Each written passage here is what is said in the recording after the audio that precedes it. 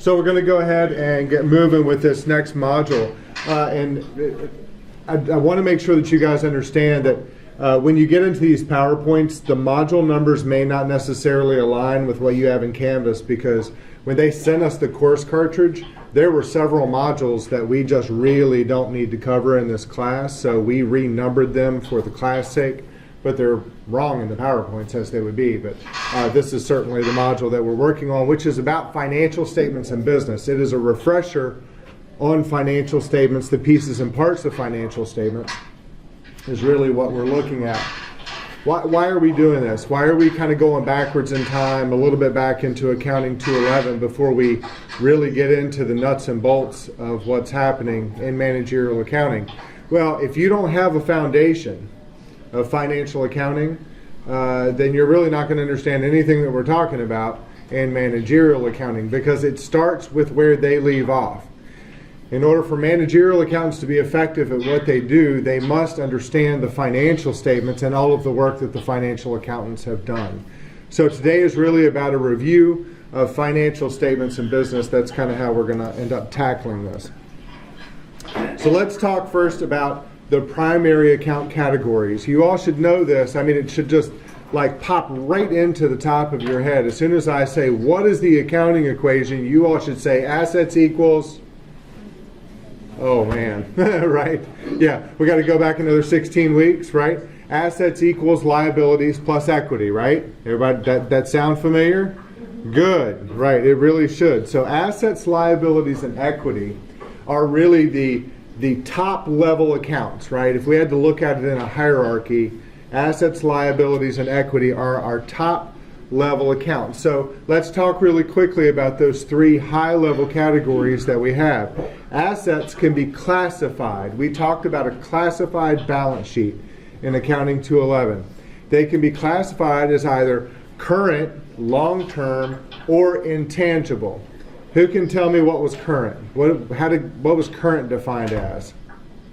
Anything within a year. Anything within a year or less, right? Basically is what that was, which makes long-term pretty easy, right? What should long-term be? Longer than 1 year. Yeah, anything past current, right?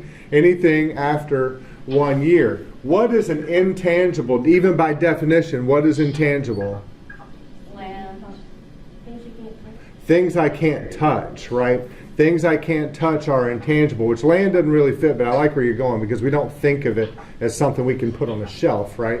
But it's intangible. So what are some intangibles that we can think of? What are things that we buy that we can't really touch, or that we pay for that we can't really touch?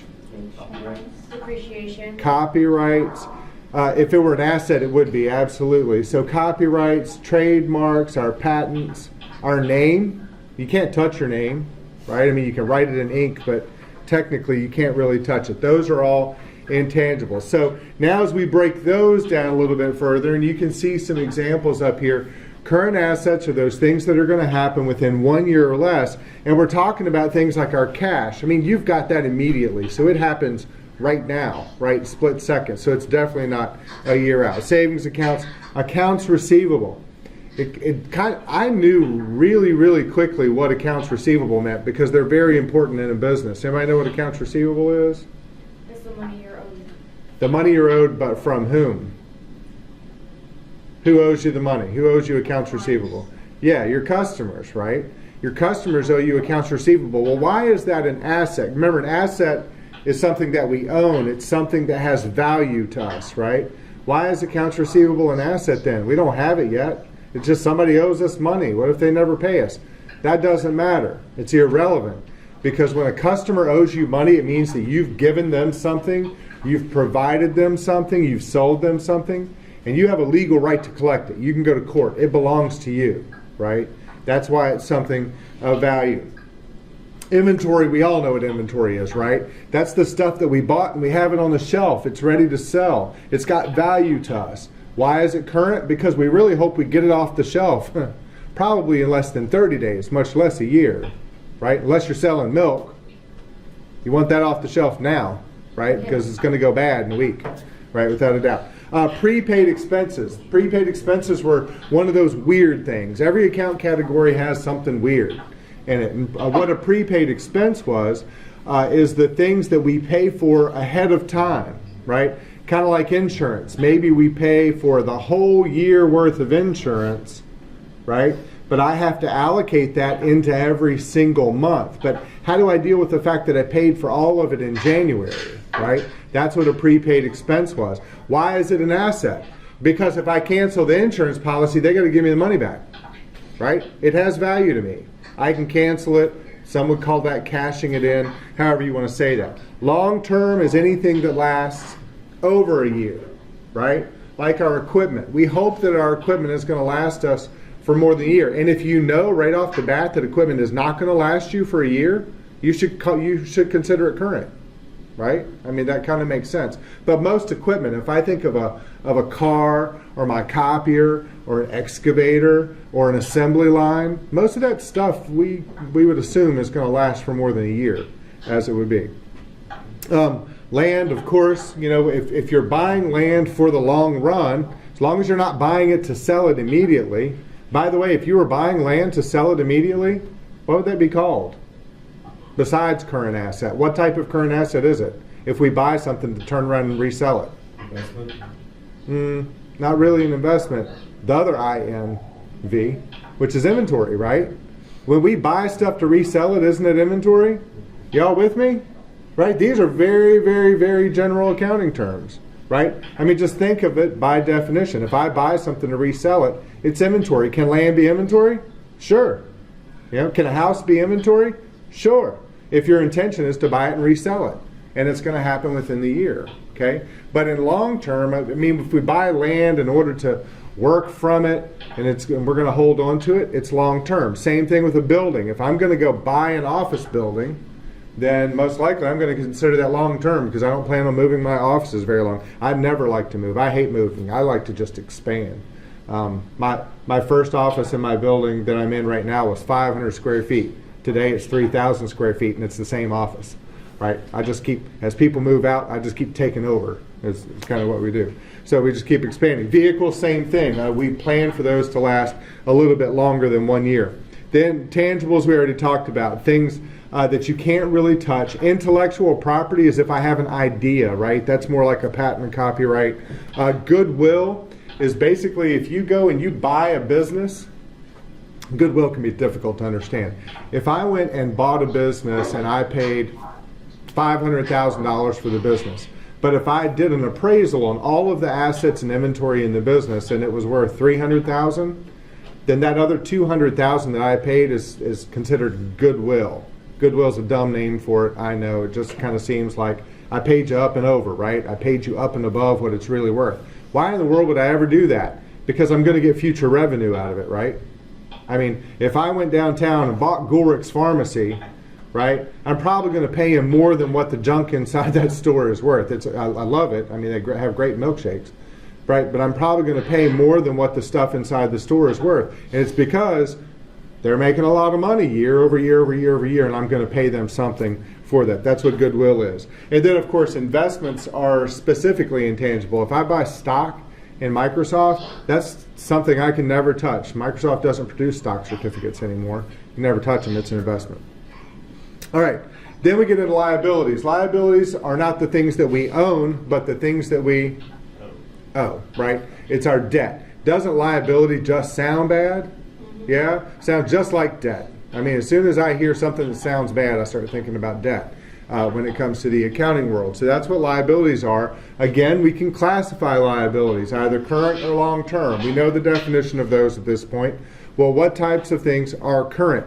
Looks like I forgot this, well, somebody, whoever made these, forgot the second word there. It just says accounts. Well, accounts what? Accounts payable, right? Anything payable is usually considered a liability. Why is an accounts payable a current liability?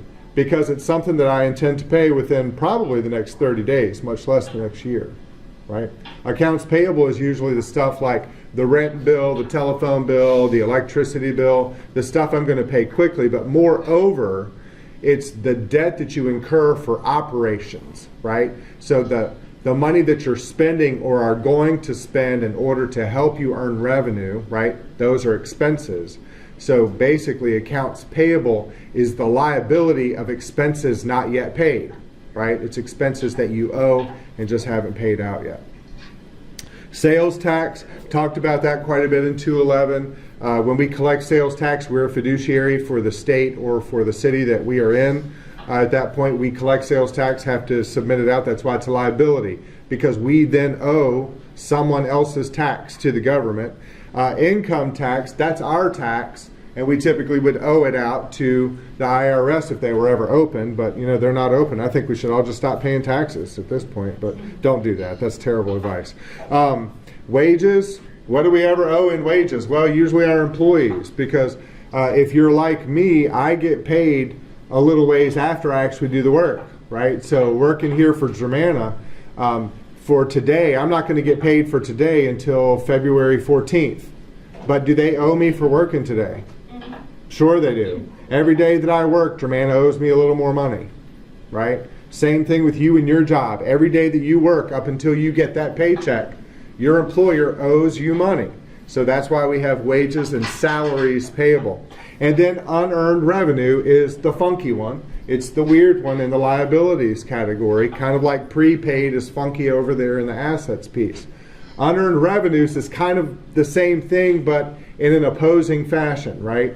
So unearned revenue is when a client pays us and we haven't done anything yet. That's why we call it unearned. That makes sense, right? So it's revenue. They're paying us something that we're going to earn later, so we call it revenue, but we haven't earned it yet. Unearned revenue. Here's the example. My client comes in. All my 211 students have heard this 5 times. A client comes in, says, I need you to prepare 5 years worth of tax returns for me. I say, okay, no problem. It's going to be $1,000 per year to do this, you know, because we got to go figure all this out and your accounting records suck, right? So it's going to be $5,000. Don't worry about it. I'll take it at the end. He starts walking out the door. He turns around, looks at me. He says, by the way, did I tell you I'm filing bankruptcy? And I say, come back in here and bring your checkbook with you because you need to prepay me. I'm not going to lift the first finger unless you pay me right now, because I want to make sure I get paid. I'm not going to give you financial reports and then you go file bankruptcy and I get no money, right? Make sense? I want him to prepay me. Have I done anything? No, right? So why do I call it a liability? Do I owe him anything? Not yet. Well, I mean, I do. If he's giving me $5,000, I owe him one of 2 things: either his money back or my services that I promised him, right? So if it's 5 years worth of taxes, let's say that I've got $5,000 now in unearned revenue. I complete one tax return. What happens? I take $1,000 out of unearned revenue, leaving me a balance of $4,000, and push the $1,000 off over to sales. Quite simple, right? Just that simple old adjusting entry. We've dealt with that before. Long term, flat out debt. Notes payable. So things you owe the bank, right? Especially if it's a mortgage on a building. Anything that comes due more than 1 year out. And then finally, we get down to equity. And you see we have quite a few sub-accounts in the equity piece. Owner's capital, which could also be called stockholders' equity. Shareholders equity, it could be called partners capital accounts, owners equity, sole proprietor equity. There's a lot of different things to call owners capital depending on the structure of your organization. Withdrawals, right? So that's when the owner takes money out of the company for his personal self, right? If it's a corporation, we call that a dividend. If it's a sole proprietorship or a partnership, we call that a distribution, right? If it's revenue, right? We know what revenue is. What's revenue about? Is that the money that we earn? Is that what revenue means? Right? Everybody's got to know what revenue means. If you don't know what revenue means now, we're in big trouble, right? I mean, that's kind of what we're doing in business, is to generate revenue, because revenue is a part of profit, right? If we don't have revenue, we don't have profit. We might as well be considered a non-profit if we don't have revenue, because non-profits don't have revenue, they get donations. There's a big difference, right? What about expenses? The things that I have to spend out in order to make revenue, right? Expenses are the telephone bill, the utility bill, the rent bill, wages, salaries, depreciation, right? Y'all remember all those? Those are all the expenses. Well, why are revenue and expenses a part of equity? Anybody remember that? I mean, why are we in business again? To make money. We're in business to make money. Who are we trying to make money for? Ourselves. Ourselves. Well, out of all of our assets, what represents us? Liabilities or equity? Equity. Y'all get where I'm going with that? So revenues are my sales. I have to spend money in order to make sales. So revenue minus expenses equals profit. That's the money we've made. And it's a part of equity because it's for me, the owner, right? That's how you have to kind of look at that. Sounds kind of confusing, but really it kind of makes sense. Because assets equals liabilities plus equity is that overarching equation. So revenues and expenses are a part of that. All right, so we kind of went through all of that. Again, account categories expanded a little bit further. So what are these control accounts? And I don't even think in 211 under the old curriculum we necessarily called these control accounts. But a control account is any type of account that needs a subsidiary ledger. So accounts receivable is certainly a control account. Well, why do I need a subsidiary ledger? What is a subsidiary ledger in accounts receivable? Well, if I'm just making sales and just going to the accounts receivable account in my books and saying I sold 5,000, I sold 3,000, I sold 100, I sold 300, how do I know who I actually sold it to so I can go back and collect it? Right? Wouldn't it be good for us to, for every customer to kind of have their own page so I can say I sold this customer $5,000 worth of stuff and he hadn't paid me yet? That's a subsidiary ledger. So typically under accounts receivable, you're going to have another ledger with all of your customers listed out and all of the transactions per customer so you can track what customer owes you what. Because you need to chase them down with your baseball bat so you can break some kneecaps when they don't pay you, right? Y'all know I don't really do that. Don't come to my office and see my bat. Actually, we're in this whole new place. Y'all are no fun this morning. I know it's cold and y'all are tired. Everybody's exhausted from all of it, but nobody's any fun this morning. I can already see it. So we actually are kind of in this push. It's a new thing for us for tax season. We have a terrible time collecting fees from our clients during tax season. Can you imagine that? It's kind of crazy. Because you would think, just you do people's taxes, they pay their bill, and all is well and good. You would be amazed out of the 1,000 clients that I do taxes for, how many of them come there to sign their documents, pick up all their stuff, and say that they forgot their checkbook and don't have any kind of credit card or debit card with them. And I'm usually like, really? Because I usually don't leave home without any kind of money whatsoever. I at least have a card in, right? But anyway, you would be surprised. Typically, in every tax season, we've been trending that almost 2/3 of our fees are in receivables. People don't pay right away. And then we have to chase them down from April through December to get our money. As it stands today, we still have about $70,000 owed to us from last April 15th that we're chasing down. Isn't that crazy? And I'm like, how is this even possible? This is just kind of nuts. So we're changing our methodology this year and saying that we're not going to e-file it. We're not going to push the button that sends it to the government until you pay our fee, right? So we're thinking of all these different kind of ways we can tell our client, and of course somebody said, put the sign up on the window, kind of like you see at the doctor's office, right? Payment is due at time of service, blah blah blah. And my idea was, let's get a wooden bat mounted on the wall behind the front desk and have engraved "the collector" in it. What do y'all think? Would that be effective? Maybe they wouldn't want to come back? I don't know. I think it's a great idea. Just me. Just a little fun for the day. So that's a control account. We have it in accounts receivable. We have it in accounts payable because it'd be good to know who you owe, right? Inventory for sure, right? Because I don't just say, here's the value of my inventory and not know what I have. Of course, I've got a list of what I have. There's a few others as well. Typically fixed assets, equipment. I've probably got a listing of all of my equipment because I need to depreciate it out based on when I purchased it. So that's what control accounts are all about. Equity accounts, typically I'm going to have that capital contributions by the owner. Do you think it's a good idea to keep track of what you've invested in your company? Yeah, that would be a control account in there as well that we're kind of looking at. Same thing with withdrawals. You need to kind of keep track of what you're taking out. Remember, in Accounting 211 and financial accounting, we didn't care about this stuff necessarily, did we? Nobody asked. What's the point in Accounting 211? Everybody wants to know how much money you made. and wants to know if you have enough cash. That's all accounting 211 is about. But in managerial accounting, people want to know details. Hey, in this equity account of contributed capital, what makes that number up? Well, if you don't have a control account to help you with that, it can be a little bit tough. Common business expenses. Every expense account and actually every revenue is also a control account too. There's a ledger for every single account, right? If I want to know how much I've spent in telephone expense, of course I can go to the income statement and say there's how much is in telephone expense. But what if I want to see all of the bills that made that up? Could I go in there and look? Yes, because every expense account is also a control account, and I can go see that ledger in there. Remember the accounting equation? We already did this earlier. Assets equals liabilities plus equity. Well, about 10 of you did it.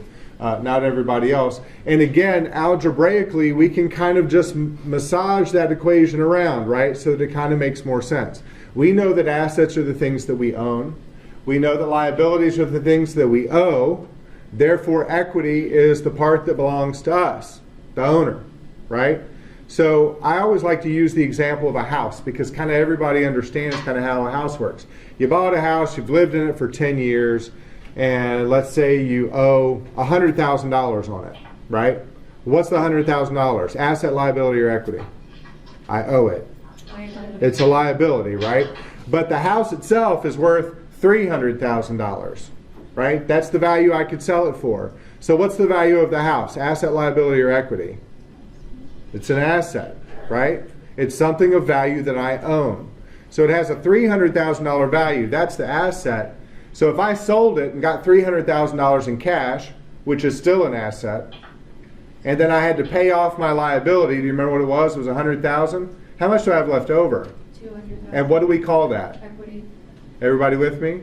So that's why I could say assets minus liabilities equals equity. That's just looking at it algebraically, right? I mean, if I took this accounting equation and just subtracted liabilities from both sides, algebraically, I have assets minus liabilities equals equity. So it works exactly the same way. The expanded accounting equation just blows equity apart so that you can see all of the pieces and parts. We just talked about all of them. Equity, the overarching equity account, contains a few sub-pieces. The owner's capital or investment, owner withdraws, whether they're distributions or dividends, revenues, minus expenses. Out of those things, 2 of them increase equity and 2 of them decrease equity. What 2 things increase equity? Think about it. The contributions and what else? Do y'all see the plus signs? Yeah. The owner's contributions and the revenues increase equity. Therefore, what decreases it? Expenses and withdrawals, right? Or if you're a corporation, dividends and expenses is what it would be. So you have to think about that in equity because assets is easy. It's either in or it's out. Liabilities are easy. It's either in or it's out. But equity can be either or depending on what it does. All right.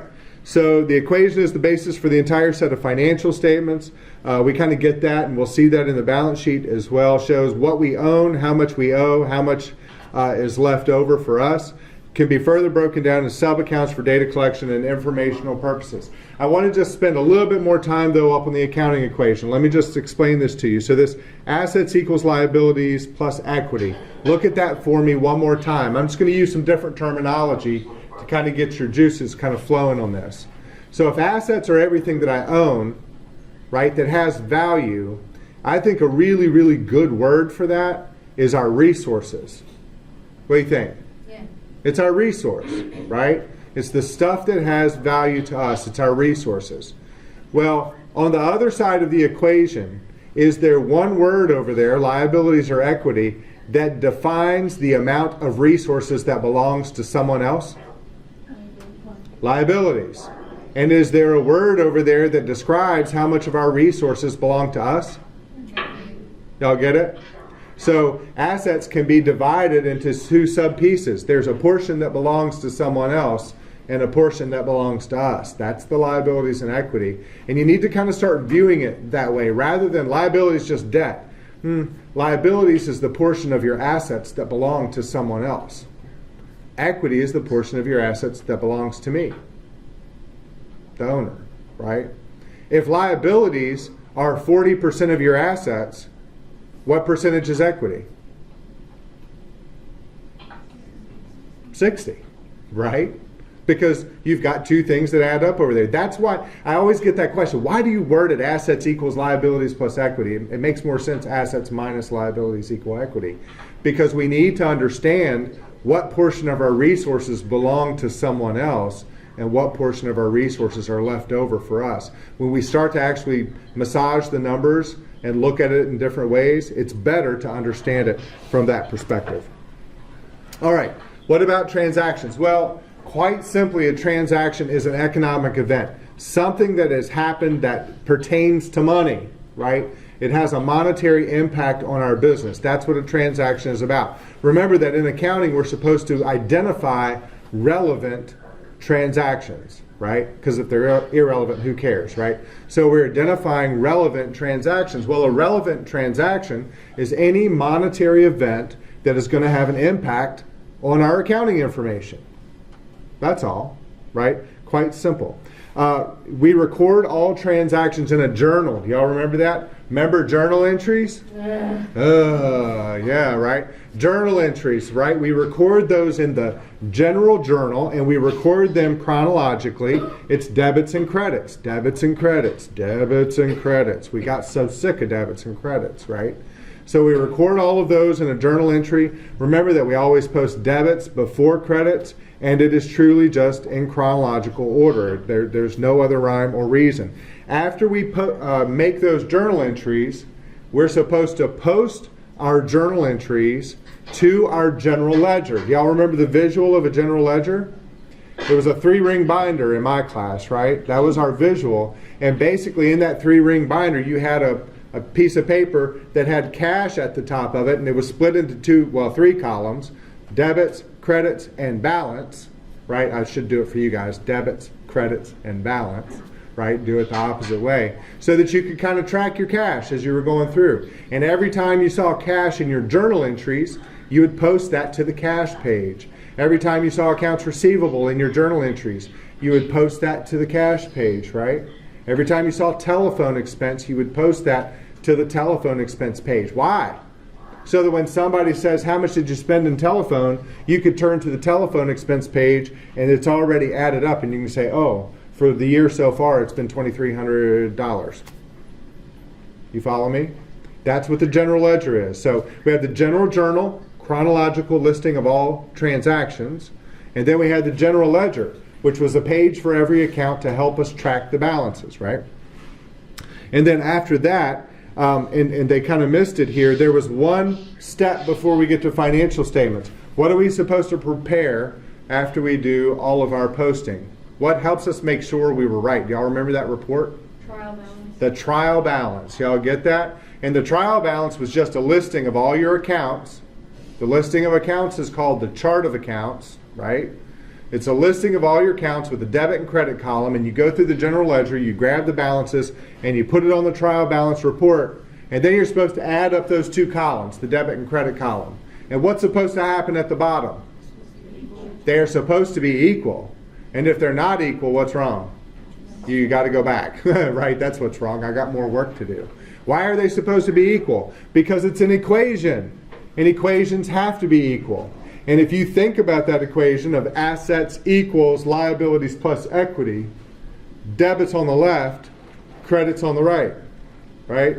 And for my class, I said, remember the equation, and then right under it, put debits equal credits, or debits equal credits plus credits. Why do we say that? Because assets increase by, come on, debits, and liabilities and equity increase by credits.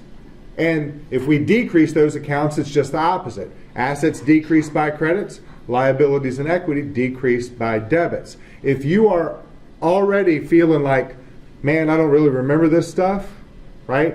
You probably need to shoot me an email. I can send you a couple refresher materials to go through real quick. We have it actually available in the course. Those are the modules we've turned off so that you don't have to use them. So certainly if you feel like you're struggling with that even to this point, let me know, and I can give you some helps on that. All right, And then again, the different types of transactions that happen. We pay cash for inventory. We purchase display cases on account. We place advertisement, weekly newspapers. These are all transactions that we deal with. We talked already just now about the double bookkeeping system. It's that system where every entry to an account requires corresponding and an opposite entry. That's the debits equal credits. You can't do a journal entry with all debits, can you? Because it violates the rule. Not only does it violate debits equal credits, violates the accounting equation as a whole, right? If we had to do transaction analysis, we would see that. Remember, left side is debit, right side is credit, right? All day long, it's always got to be the rule. That's something that you need to put it on a flashcard, sleep on it, pray for osmosis, do what you got to do, but you've got to get that in your head. Debits on the left, credits on the right, and eventually it will start to come to you. Sleeping on it really doesn't help at all. Accounting cycle begins with transaction and it ends with what? The completed financial statements. Gosh, these guys are terrible at completing these PowerPoints. I'm going to have to start reviewing them better. They have completed financial statements, right? So they've created journal entries, they've posted them to the general ledger, they've prepared a trial balance to make sure they haven't screwed up. Then what happens? You remember the accounting cycle? I'm not sure if it's going to get us too far into it, and maybe it does. But just for the preview of the accounting cycle, after we prepare that first trial balance, by the way, this one's called an unadjusted trial balance, that first one. Then what do? We've got adjusting entries at the end of the month.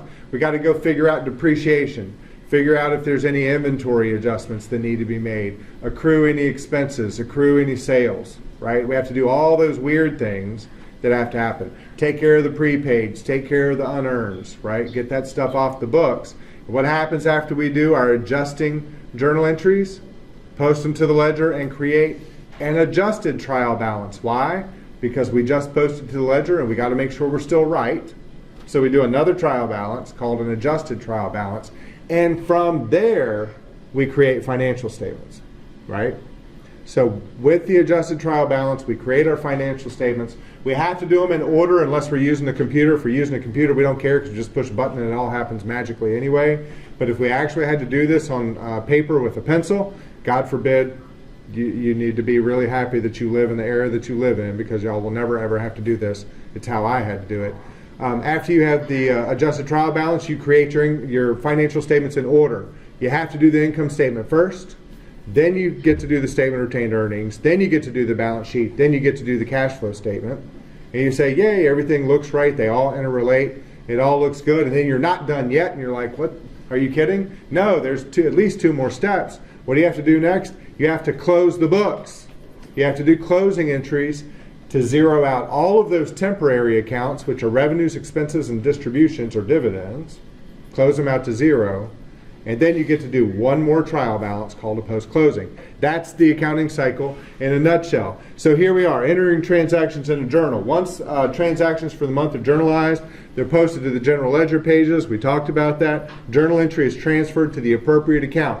If the journal entry says cash is a debit for 100, you go to the cash page and you write debit 100. And if the very next entry is supplies credit 100, which I don't know why it would be, but you go over and you would end up crediting supplies 100. What does that mean? It means I actually took some supplies back to the store, right? Because I just got cash and supplies went down. I mean, that's just kind of what happened. But that's all you do when you post to the ledger. In the cash account, debit represents an increase. Why? Why is a debit an increase in cash? What kind of account is cash? Asset. It's an asset. What side are the assets on? Left. And what's always on the left? Debits, right? So debits increase cash. And if you were in my class, I basically told you follow the money. Because if you have a hard time figuring out this debit and credit crapola that we're looking at here, you know how to follow the money. And if you can at least memorize that cash increases with a debit and decreases with a credit, you can always relate to what does cash do to this transaction and figure out the other side, right? You can always figure out the other side as long as you can follow the money. Cash account, debit represents an increase, credit represents a decrease. We usually have a reference number on the account in order to do a journal entry. Again, does that really happen in the real world? We're not writing anything down. I know that truly in most accounting systems, QuickBooks is included, every single transaction has a unique serial number ID, right? That would be your reference number, but it's completely internal to those programs. You almost never, ever, ever see it. Next step is, again, to create that trial balance to make sure debits are equaling credits. And then the accountant runs a final check, the adjusted trial balance, and then it can move on to the financial statements. So let's talk a little bit more about those financial statements, because that's where we're actually supposed to be. First is the income statement. We see that it shows revenues less expenses. And what does that equal if it's positive? Yeah, you got to pay attention, right? It's right there on the board most of the time, right? Revenues minus expenses equals net income. What if expenses are bigger? What do we call it then? Net loss. It sucks. Bad place to be. You think a lot of businesses see net losses? Yes. Sure. All the time. Most successful businesses out there realize losses at some point in time. It happens. So we always begin with revenue and continue with a list of expenses for a period of time. That period of time thing's important, folks, because every financial statement looks at it a little bit different. Let's kind of explain that to you. If I basically looked at you and said, how much money did you make? Should you be responding with an answer or a question? How much money did you make? Good answer. Why not? Why can't you answer it? How do I need to change my question? Or what should you respond to me with? How much money did I make? When? Right? I mean, that's the appropriate thing. I should say, how much money did you make last year? How much money did you make last week? How much money did you make yesterday? Right? There's a time element involved in all of accounting. Of course there is. But with an income statement, you already see that just by the questions I asked you, that an income statement is for a period of time. It can be a day, 2 days, a week, a month, a quarter, a year. Doesn't matter, because I can do a range in an income statement. And it makes sense, right? How much money did you make? Well, if I add up all of the days that I had income in 2018, I can tell you what that is, right? Or if you just need to know one day, I can tell you how much that was for one day. Everybody get that? Okay. Bottom line on the income statement is either an increase in owner's equity or a decrease in owner's equity. Why? Why is net income or net loss? What does it even have to do with equity? Do you remember? We talked about that earlier. It increases or decreases how much you would actually. Yeah. Revenues and expenses are a part of equity, right? Revenues increase. Y'all actually said this to me. You actually iterated it out of your mouth, right? Revenues increase equity and expenses decrease equity. Well, if I'm looking at a report that reports revenues minus expenses and it gives me a number, if that number is positive, it increases equity, and if it's negative, it decreases equity, right? Y'all with that? I mean, that's how the system's supposed to work, so that it makes it a little bit easier, and y'all are sitting here going, yeah, I don't know what the hell he's talking about. Ain't nothing easy about this. All right, what about this? Y'all are no fun. Statement of owner's equity shows our beginning owner capital additions and subtractions. What are we talking about there? Equity belongs to us. We're the owners, right? The equity belongs to us. Well, if I put some of my money in, obviously I'm going to report that on the statement of equity. Of course, right? Because that's my money. This statement is supposed to show everything I have, but what other stuff belongs to me in the company? Well, it's everything I put into it. All the profit that I've already made goes into it, right? So what I've already invested plus any profit I've made in the past is usually my beginning equity balance. And then I need to add a couple things to it, right? This year's net income needs to be added to it, right? And then taken away from it should be any withdrawals or distributions or dividends I've taken this year to give me my ending equity balance. It's quite simple, actually, right? It's the expanded accounting equation. Basically, if you go back to what makes up owner's equity or equity, it said contributed capital minus withdrawals plus revenue minus expenses. That's what it is, right? And that's exactly what gets reported on that statement. The balance sheet indicates a specific date. So we always say that the balance sheet is never for a range in time. Never, ever is a balance sheet arranged in time. It's always a specific point in time. Think of it like a camera. I can't even use that example anymore because now we have live cameras, right? Those things are freaky. I was looking at a picture the other day and I was like, I feel like I'm tripping. Did that picture just move? And sorry, I do know what that means. And then my daughter's like, Dad, it's a live shot. I'm like, what? I'm like, okay, whatever. So think of an old camera that actually had film in it. For those of you who have ever seen that, I'm running out of ways to actually explain this anymore. When you took the picture, what you got's what you got, right? You couldn't change it. If it was a bad picture, it was a bad picture. If it was a good picture, it was a good picture. You couldn't alter it. You couldn't change it. It's as of. It's a snapshot in time, not a Snapchat, but a snapshot in time. Why is that? I mean, well, here's how I explain. If I looked at Zach and said, Zach, how much money do you have? Or no, let me say it a different way. Zach, how much money did you have? You're going to follow up with the same question. Zach's going to say, how much money did I have? When? I mean, because it was probably different every single day, right? Every single day I probably have a different amount of money because we go to Starbucks way too much and Chick-fil-A and try to steal Chick-fil-A sauce all day long, which they don't allow us to do here. I was actually in a city not too long ago. I went to a Chick-fil-A. The Chick-fil-A sauce was out in the open for the taking. I'm like, this is like gold, right? If this were Fredericksburg, man, you'd be locked up if you just went and started. And my kids were like, Dad, we're gonna go start. I'm like, no, you can't do that. It's just not allowed, right? Because they keep it. I mean, my kids, they fight over Chick-fil-A sauce, right? When they come home, they all put their initials on it because they always get extra, right? Shame on them. They always put their initials on it and store it in the refrigerator for, Wednesday nights when Mom makes chicken nuggets. They're going to use Chick-fil-A sauce, and then they fight over it and they start bartering with Chick-fil-A sauce like it was money. I'll do this if you give me some Chick-fil-A sauce. I was just like, what is this? This is crazy. It's monetary. So balance sheet indicates a specific point in time. Why do you use cash as the example? Because it's the very first thing you see on the balance sheet, right?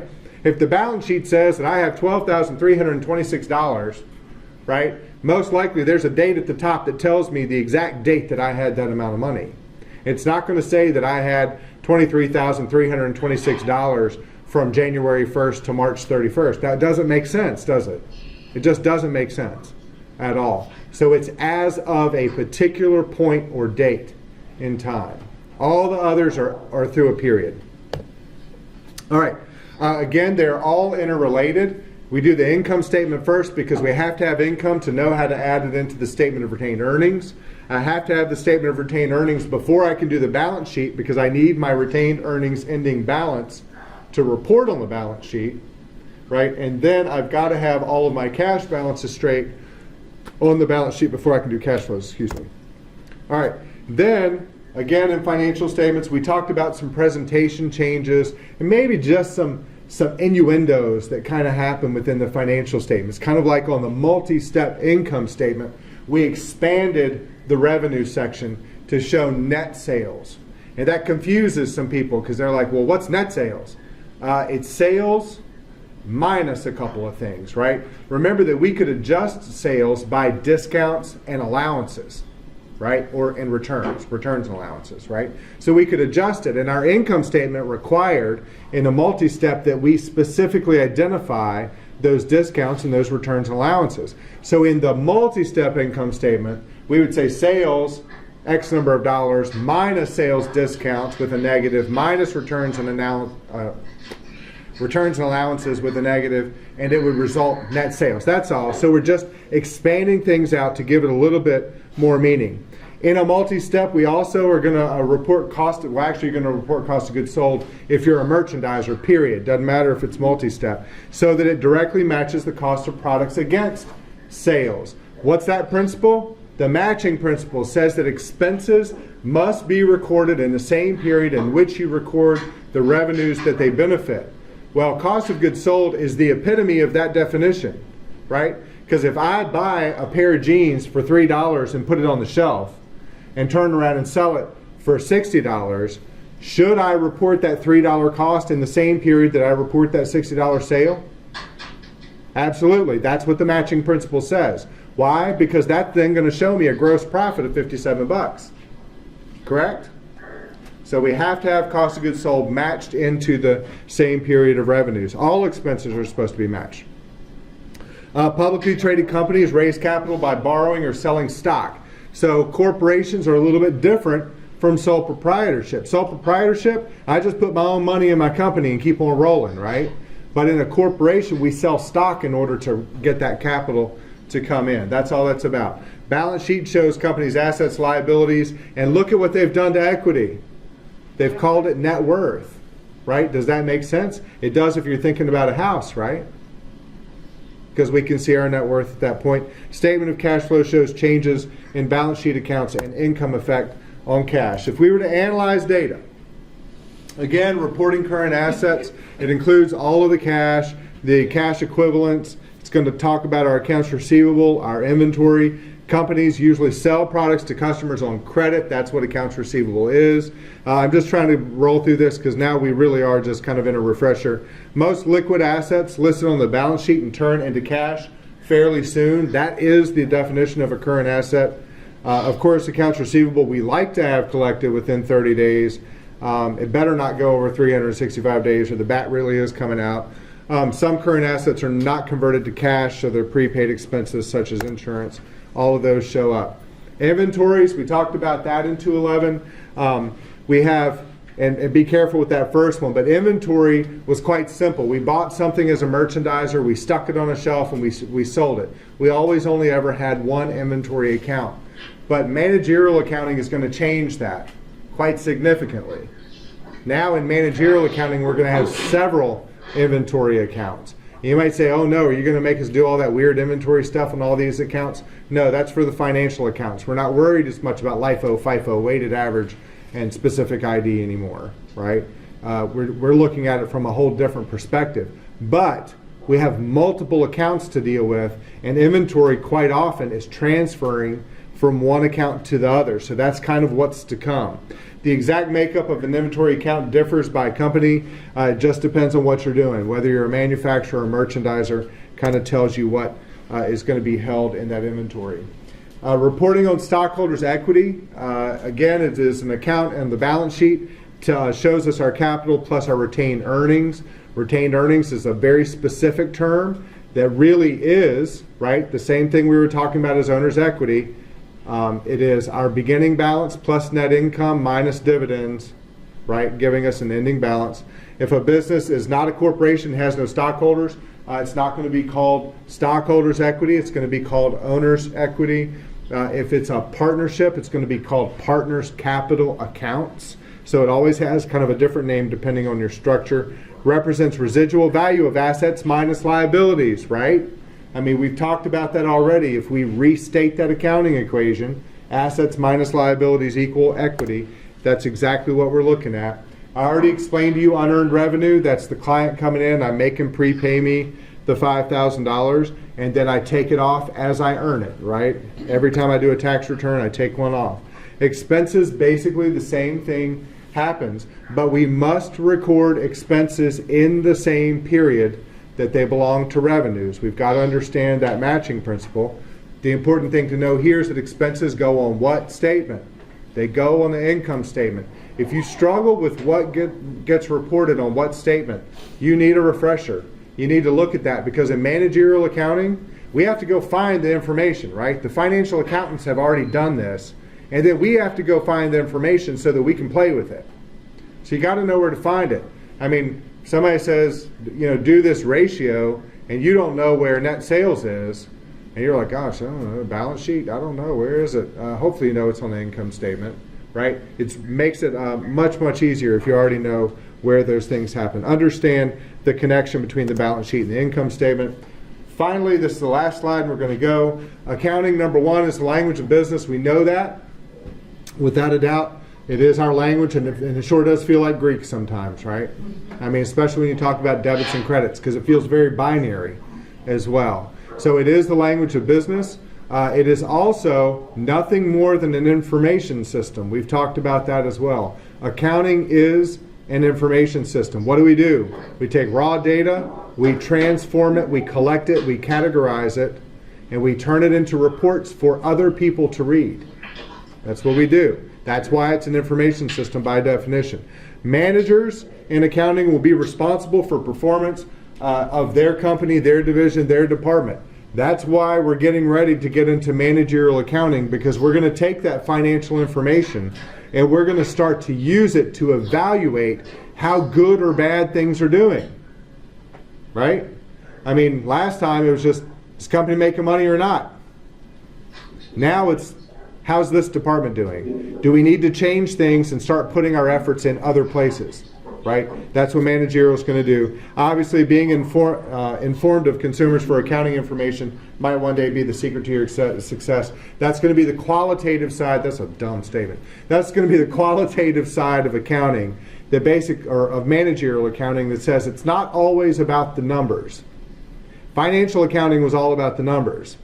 Managerial accounting is about the numbers and also about some other qualitative rather than quantitative things, like customer orientation, customer satisfaction, just-in-time manufacturing, total quality management. Those things have nothing to do with numbers at all, and we're going to see all of that in there as well.